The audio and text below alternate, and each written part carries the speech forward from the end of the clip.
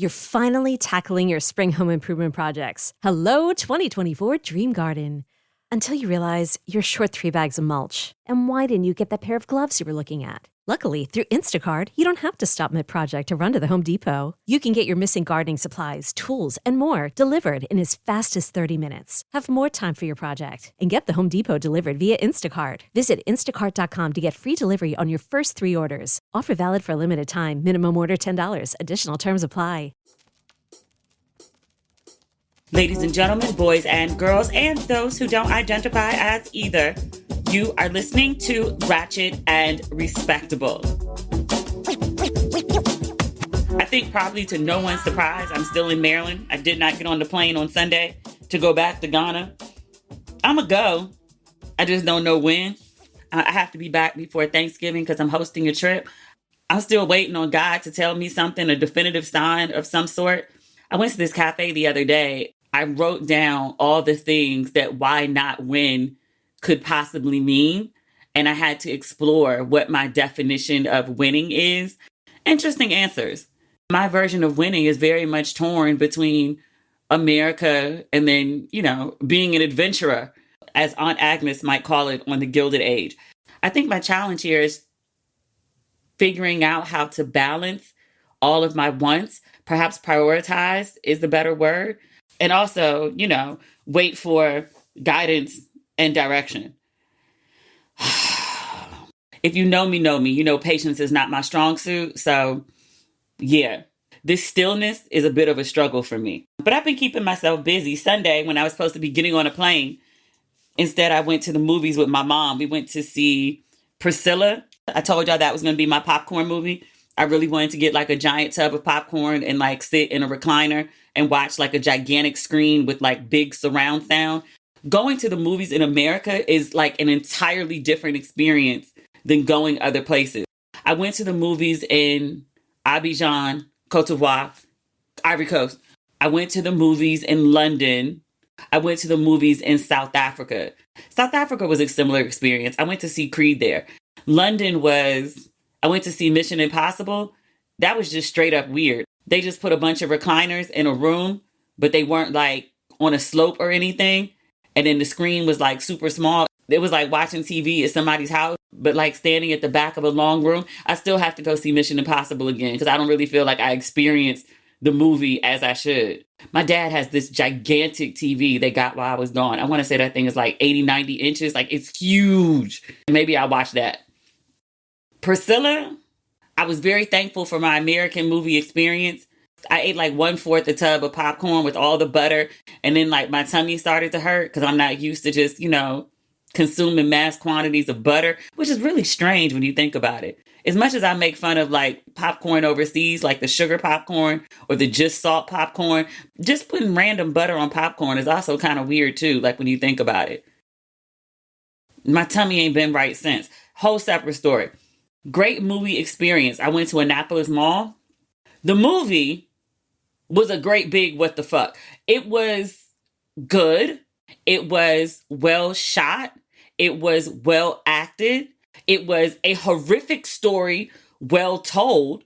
Me and my mom yelled at the screen. It was mostly empty in the theater. I think we might have been the only Black people too.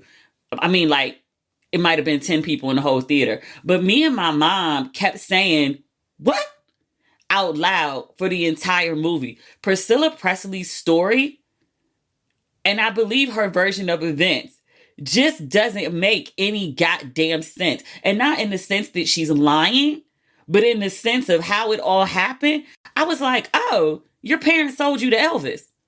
My overall critique of the movie after watching it was, I feel like I just watched Surviving Elvis. It was 2 hours of Elvis, who was 24, grooming Priscilla, who was 14. This was the first what? Priscilla and her parents live overseas. Her father is in the military. They're stationed in Germany. She goes to school, but she's very lonely. She doesn't really interact with the other girls, and she really doesn't like being in Germany. So she's at a coffee shop one day, and this man approaches her and says he's the director of music for, whatever division they are. and he knows Elvis Presley because remember, Elvis went into the army, and Elvis throws parties at his house in which she liked to come. She was like, I would have to ask my parents. And also Elvis, when he went to the army, is already a huge mega superstar. A 14-year-old at that time would be very impressed with the celebrity of Elvis. So she goes to ask her parents if she can go to Elvis's house. And her parents are like, the fuck? No, you can't go over there. You sound crazy. That's an adult party for adult people. You were 14 years old. And she was like, I hate being in Germany. I'm so lonely. I don't have any friends. They're like, you're not going to find no friends over at Elvis's house? Absolutely not. So she tells the army guy, she was like, no, parents said I can't go. The army guy was like, hey, let me talk to your dad. So the military guy who had originally approached her comes to meet her father and was like, hey, I'm so-and-so. I work under so-and-so important person who the father happens to know. And he's like, my wife and I go to these parties together and we will be her chaperone. We will be personally responsible. So you should let her come to the party. So her parents are like, okay, but she has to be home at a decent hour. Me and my mom were both like, what? You don't know this man from a can of paint. Yes, he works with someone you know, but you don't know him. You don't know his wife.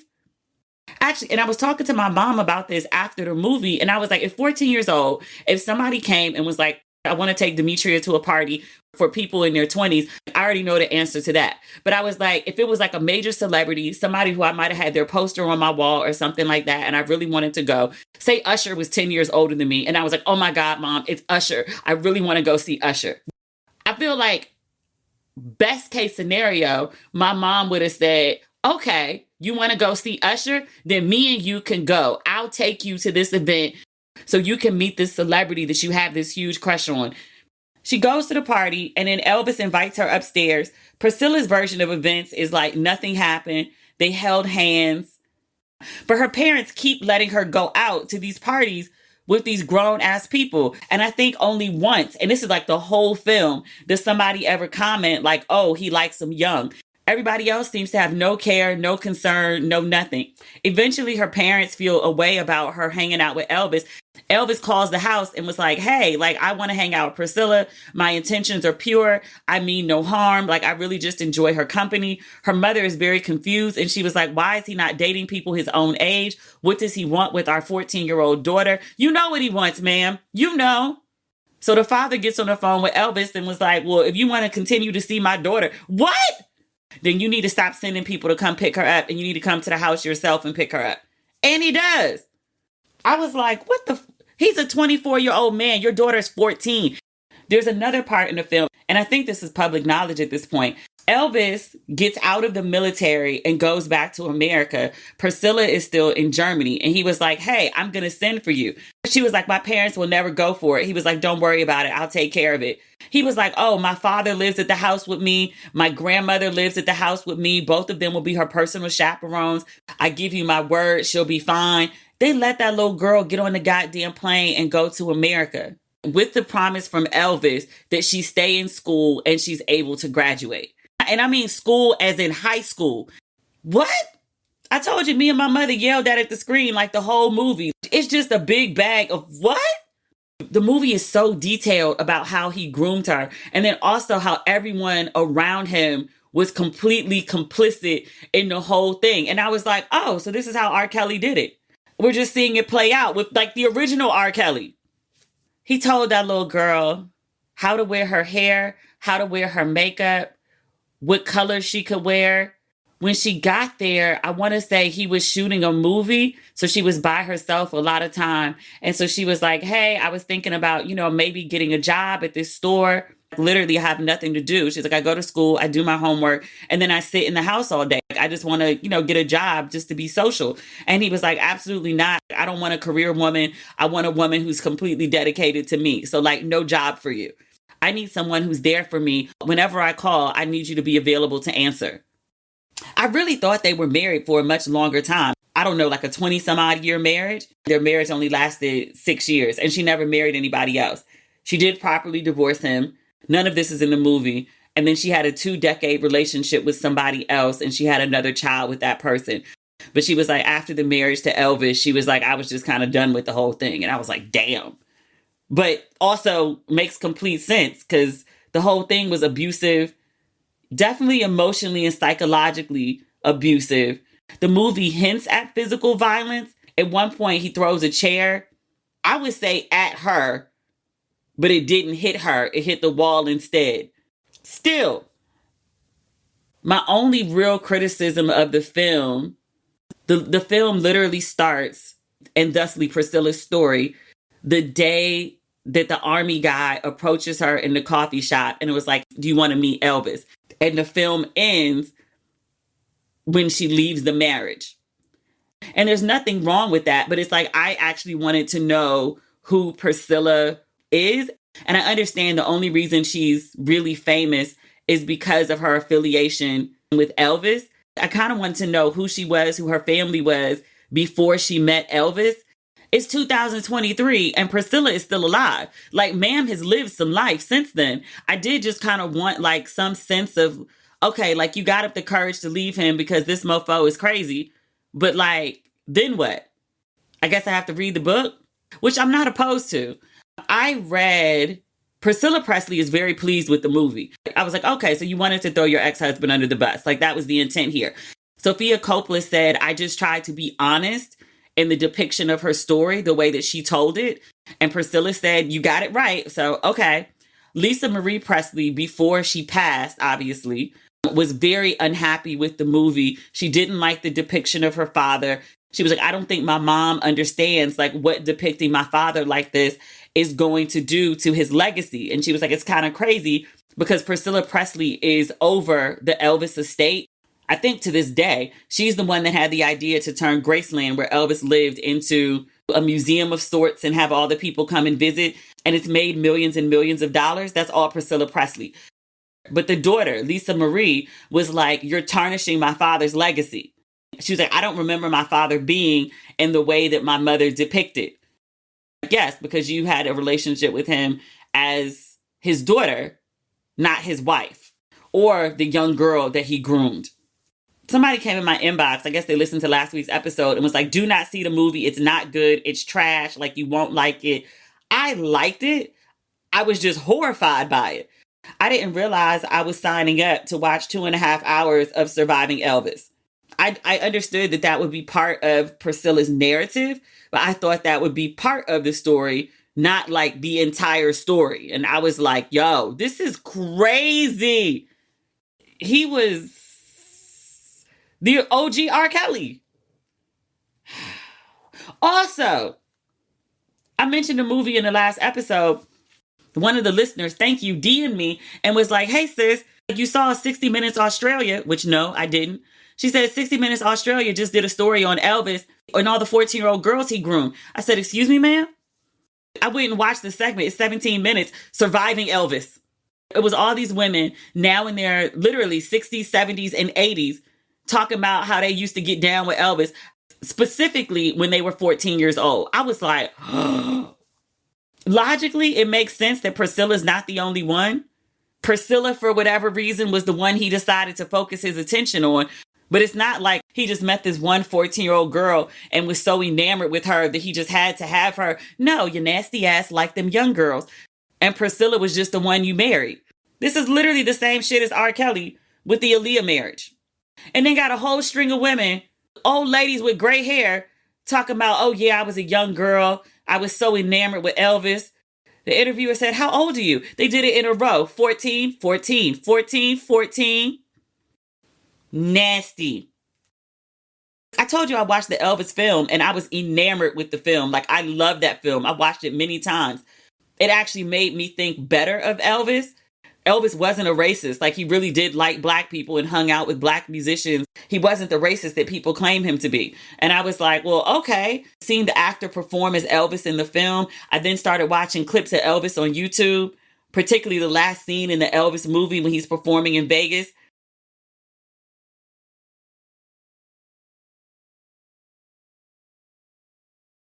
I can't remember the name of the song, but the actor did a phenomenal job. And still, Elvis's version is even better. Like, it was chills inducing.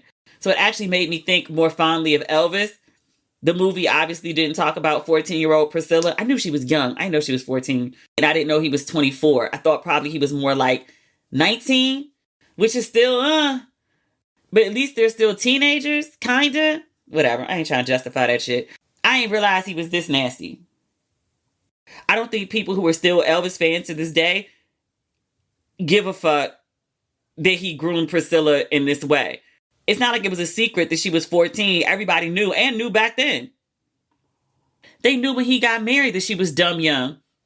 The people who still like Elvis after all this time don't care that he groomed Priscilla, and also don't care about this other string of 14-year-old women. They'll like acknowledge it happened and be like, yeah, that's really fucked up. Alexa, play Elvis. They don't care. You're finally tackling your spring home improvement projects. Hello, 2024 Dream Garden. Until you realize you're short 3 bags of mulch. And why didn't you get that pair of gloves you were looking at? Luckily, through Instacart, you don't have to stop mid-project to run to the Home Depot. You can get your missing gardening supplies, tools, and more delivered in as fast as 30 minutes. Have more time for your project and get the Home Depot delivered via Instacart. Visit instacart.com to get free delivery on your first 3 orders. Offer valid for a limited time. Minimum order $10. Additional terms apply. Today's episode is brought to you by Angie. Angie has made it easier than ever to connect with skilled professionals to get all your jobs and projects done well. Let me tell you, there's the version of it where you try to do something at home, and then there's a version of it where you have someone help you, you watch them do it the right way, and you go, thank God I didn't try to do that myself. I have fully done things around the home that I think look good, and then a bang in the night, and I wake up to a shelf collapsing, a painting falling off the wall. I've seen it all go south. I own a home, and I can tell you, I know how much work it can take. Whether it's everyday maintenance and repairs or making dream projects a reality, it can be hard just to know where to start. But now all you need to do is Angie that and find a skilled local pro who will deliver the quality and expertise you need. Whatever your home project, big or small, indoor or outdoor, you can Angie that and connect with skilled professionals to get the project done well. Right now, one of my wish lists is I want a bike for my condo in Milwaukee, and I would love to rig it up on a pulley in the ceiling because I have one of those like lofted ceilings, but I'm so scared to try that on my own. Angie has 20 years of home experience, and they've combined it with new tools to simplify the whole process. Bring them your project online or with the Angie app. Answer a few questions and Angie can handle the rest from start to finish, or help you compare quotes from multiple pros and connect instantly, which means you can take care of any home project in just a few taps. Because when it comes to getting the most out of your home, you can do this when you Angie that. Download the free Angie mobile app today or visit Angie.com. That's ANGI.com. I also read Sheila Johnson's book. When I bought Jada's book, I bought books by a bunch of Black women. Obviously, I read Jada's first, and then I was like, well, let me see what Sheila Johnson got to say. She's America's first Black female billionaire. Let's see what Mother Sheila has to say. Her book is called Walk Through Fire, a memoir of love, loss, and triumph. I assumed that this would be a book, obviously her personal life, like her origin story, yes. But I thought primarily this would be a book about building BET. I knew that she was a founder. She was an initial investor. I knew that she was the breadwinner when Bob was trying to get started with BET. I expected most of this book to be about business, branding, BET. Obviously, there is a very well-known affair that Bob had with another prominent businesswoman, Deborah Lee, who wrote her own book and talks about her relationship with Bob being his mistress. I knew Sheila Johnson owned Salamander Resort, which I've been to on a few occasions, all of them cold. I've never been there in the fall. I may drive out there this week. The book is definitely about those things, but a good chunk of her book is about the hellscape that was her life while being married to Bob Johnson. Bob, based on Sheila's version of events, is a real life villain. Every detail that Sheila Johnson shares about him, you'd be like, he did what? I went to the coffee shop. I told you to do my list of what winning means to me. And then I also was like, well, let me read 50 pages of the book. I've been trying to read 50 pages of something every day. I miss a few days. I sat down and read this book. I got to page maybe 130. I looked up when they started rolling down the gate on the coffee shop. And I was like, oh no. I didn't want to wait before I got to the next chapter. And so I went to a restaurant nearby with the intent to sit down and read. I ran into one of my friends. We ended up leaving and going to hang out at her house. I hung out with her for 4 hours, came back to my house, and then stayed up until 4:30 in the morning reading Sheila Johnson's book. I finished the whole thing in a day. I could not stop reading. Also, it took me longer than it should have because I was underlining, I was scribbling in the margin. I wrote WTF in this book at least 10 times. By the time I got to page 25, I had said what the fuck out loud in my very quaint, family-friendly coffee shop. Somebody's mother glared at me and I was like, oh, my bad. Because there were children present. It was indecent. But what I was reading was indecent. Bob? And not just Bob. Sheila's own father? Sir. I'm not going to give you any more details than that because I think I started an unofficial book club. I didn't kind of mean to. Let's give it 90 days and see how it goes. Isn't this how this whole podcast got started in 2019? I was like, let me try something for 90 days. See how it goes. Here we are. The next book, and what's Demi reading, is Sheila Johnson's Walk Through Fire. Next Tuesday, 7 days from today, we're going to do our first reading. Let's do 100 pages by next Tuesday. The book is only 250 pages. So we'll do 100, and then 50 over 3 episodes starting next Tuesday. What's the date for that? November 14th. Does that sound good? I'm trying to allow space for the folks that got full-time jobs and husbands and kids and don't have like a 4 or 5 hour chunk of time to just read this book straight through. Honey, I could not put it down. I wanted to hug her several times throughout the book. I wanted to throw this book across the room on multiple occasions. I still want to hug her, even though she's fine. She famously divorced Bob and took half that she was entitled to because she was one of the original investors in BET. Bob put up 15 G's, she put up 15 G's, and she put up a little more when the money was tight. So she very much earned her half. She has Salamander Resort. She married the judge who presided over her divorce. And still very much so, at the end of this book, I wanted to hug her. Just looking at her, knowing the highlights of her life and not knowing the lows, obviously, she doesn't look like what she's been through. Walk through the fire? Understatement. That woman was in hell for 30 some odd years. It's a fascinating read. If I ever see Sheila Johnson, I'm just going to jump on her and hug her and hope her security don't pull me off her and fling me somewhere. For my sake, I need to hug her. She talks a lot about her marriage, and some of the details that she gave about things that were said and done were very triggering for me. She talks about the process of going through divorce and what it felt like. Also very triggering for me. It's been 6 years since I left New York. And still, I told y'all this the other day. Like, I was listening to the playlist and then I got sad for how sad I used to be. Reading someone else's account of how terrible divorce was, it just made me sad to remember how awful that whole situation was. Nobody really wants to go through that. Even when you know that you're making the right decision and there's something you're doing literally for your own survival, it still just hurts really, really, really bad. So yeah, I say that to say, if you are going through a divorce or have been recently divorced, just know that that comes up in the book and she gets real detailed about it. I'm 6 years out, well, from when I left. The divorce took almost 2 years. My divorce took longer than Sheila and Bob Johnson's. And these two are dividing up literally $1 billion worth of assets. My ex-husband dragged that divorce out. Now, leave that alone. Leave that alone. I can't wait for y'all to read it if you haven't yet. It's also on Audible. I prefer books because I just like to flip and write in the margins and to have my thoughts and blah, blah, blah. Everybody doesn't care about that. I heard the Audible is really amazing. Sheila Johnson does her own Audible and people have been raving about it. So that's an option as well. Also, heads up, we're reading Pinky Cole's book after this. Slutty Vegan. What's the name of the book? I Hope You Fail. What do we have in good Black news this week? New Edition has announced their Las Vegas residency. I knew this was coming down the pipeline. I just didn't know when. I'm reading this on Billboard. It says next year, New Edition will take their show on the road again, but this time they will hit Vegas for a 2024 residency. From February 28th to March 9th, the iconic R&B group will hold 6 performances at the Wynn Las Vegas. Tickets open at $79.95. Only 6 performances? I mean, technically it's a residency. But I think a residency is like, Adele or Usher, who both been in Vegas like forever at this point.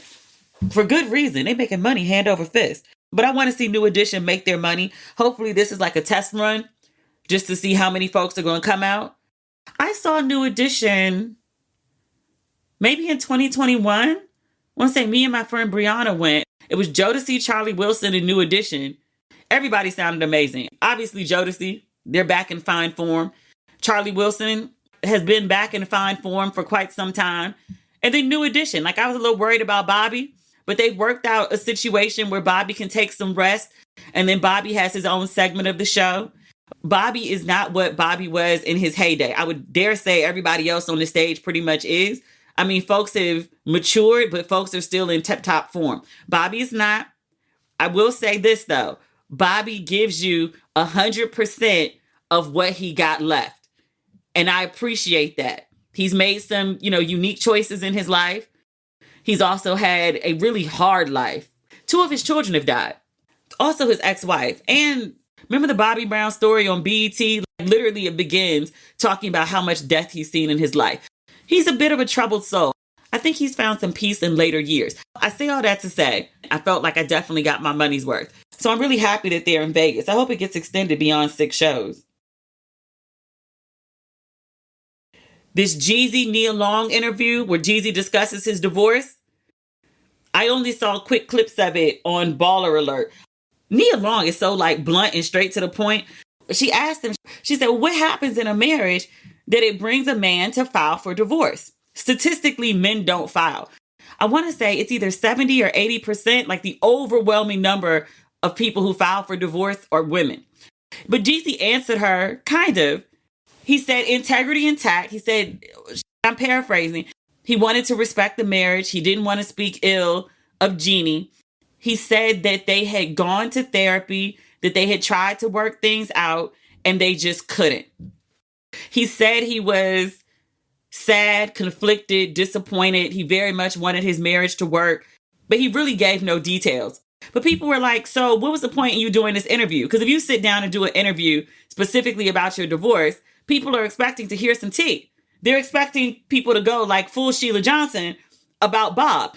I know you just put out a new album or a new double album and you need to promote it. You get that. But I'm also, sir, you need to come up with an answer for interviews that gives people something without giving them too much, since you're going to sit for interviews. Also, I saw a common thread in the comments. People are talking about he wasn't married long enough to actually work on the marriage. It was only 2 years. Does that really count as putting in work? Yes. Yes. I have some bias. I was technically married from 2014 to 2019, but I left in 2017 because I was so depressed I wanted to kill myself. Said that multiple times. That's not a secret. Because I speak publicly about my divorce, people, strangers and people in my real life, talk to me very candidly about their divorce.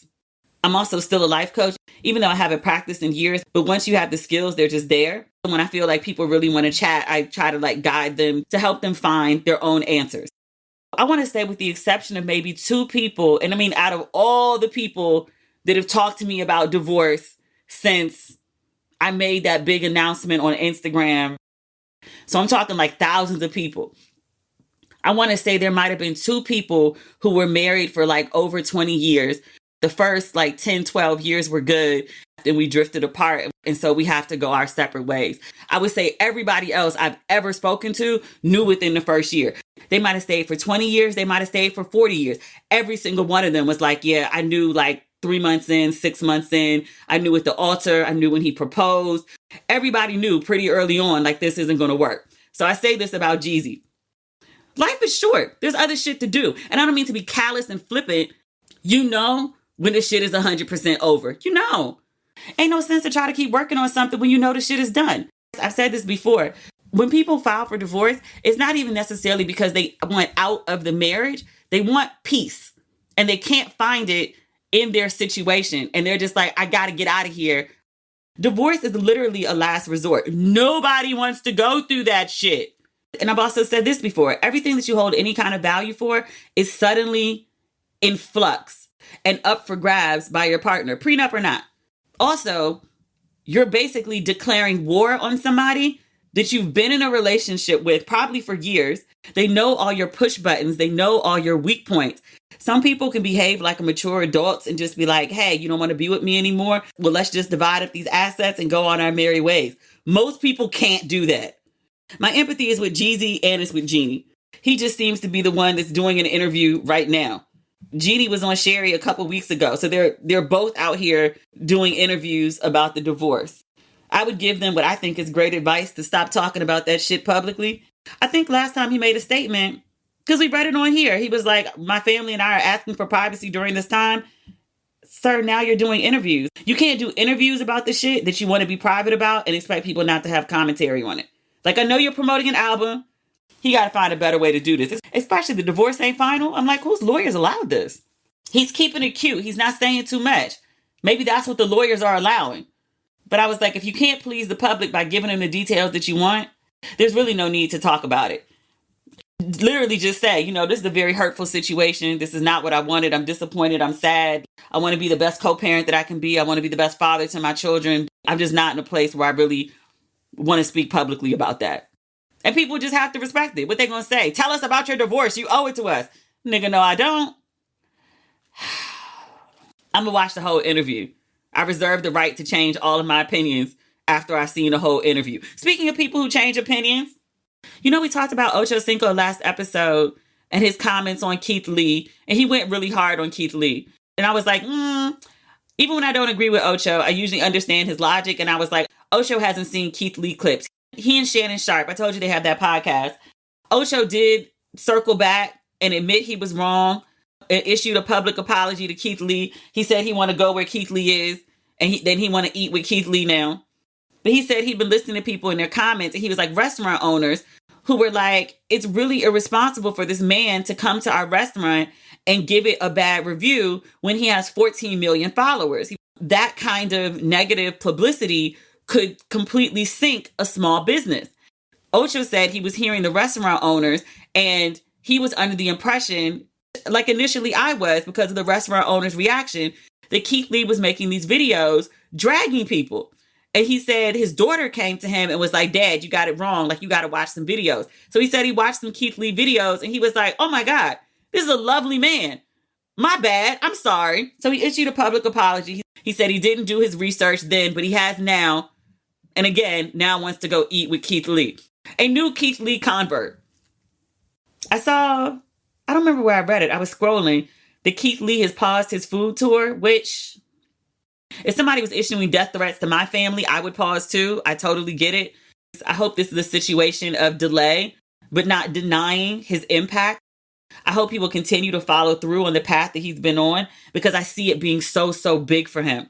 The amount of impact that he has is very, very, very hard to come by. I want to see him win. So I hope that he's able to, first and foremost, find a sense of safety and his family is safe. And then also he's able to regroup, gather self, and set off again to a new destination.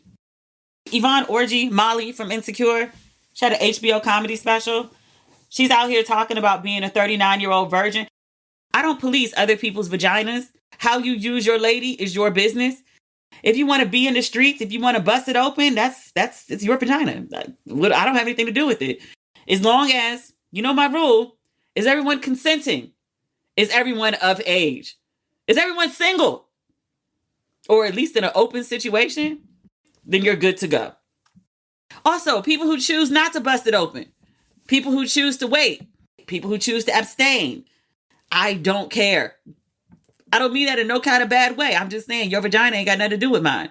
I don't have interest in anybody's vagina other than my own. Use yours or not, as you see fit. I am here for people who are ratchet and respectable. All right, that's the episode. There's more, but I really want to go edit this and turn it in so I can go watch this Jeezy interview. I'm like, what else did he say? We'll be back on Friday. Bye.